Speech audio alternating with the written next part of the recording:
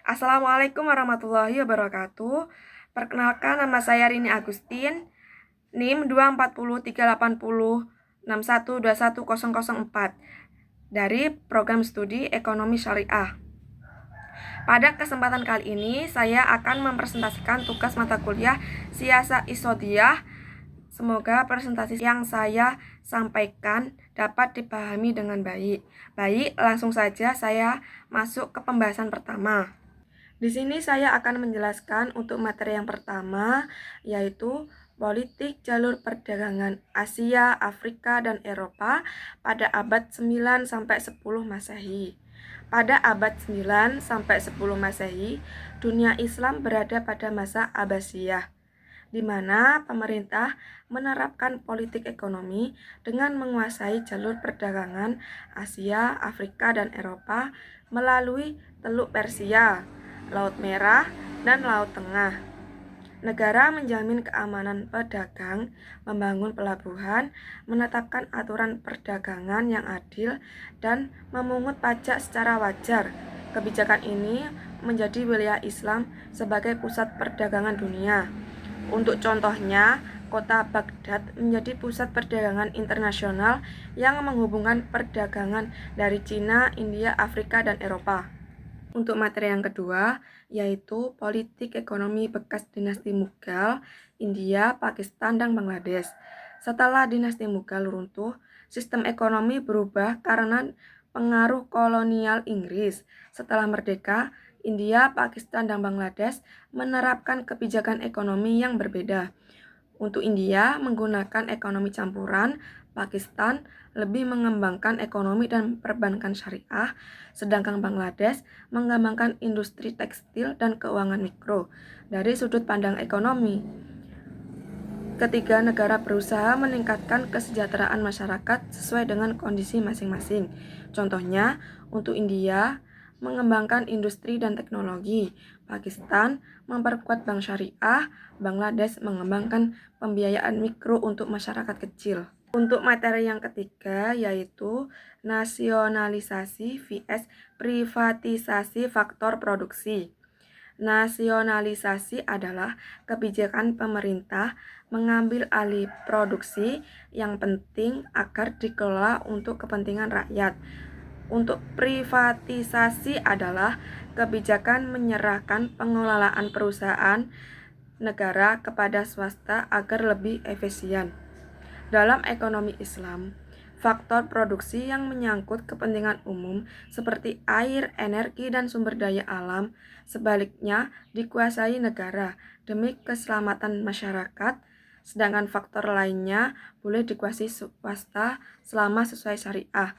Untuk contohnya, pengelolaan minyak dan gas oleh negara merupakan nasionalisasi, sedangkan penjualan sebagai saham perusahaan negara merupakan privatisasi. Untuk materi yang keempat, yaitu kinerja ekonomi negara-negara OKI dan peran IDB terhadap kelangsungan ekonomi anggota OKI.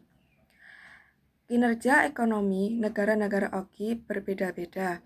Ada negara yang maju karena memiliki sumber daya alam seperti minyak, misalnya Arab Saudi, Qatar, sedangkan negara-negara lainnya menghadapi masalah kemiskinan dan pengangguran.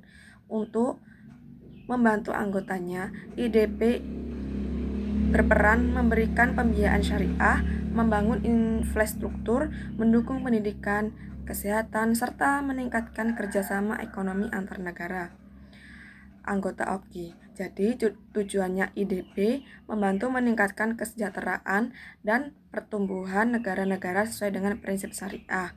Untuk contohnya, IDB membiayai pembangunan jalan, sekolah, rumah sakit, dan proyek ekonomi di negara-negara OKI termasuk Indonesia. Untuk materi yang kelima, yaitu dinamika politik ekonomi Islam di negara-negara Asia Tenggara. Perkembangan ekonomi Islam di Asia Tenggara didukung oleh kebijakan pemerintah melalui perkembangan bank syariah, suku, zakat dan wakaf, dan industri halal. Kerjasama antar negara juga semakin meningkat untuk memperkuat ekonomi syariah. Contohnya, Indonesia dan Malaysia menjadi pusat pembangunan keuangan syariah dan industri halal di kawasan Asia Tenggara. Untuk materi yang keenam yaitu dinamika politik ekonomi Islam di negara-negara Timur Tengah.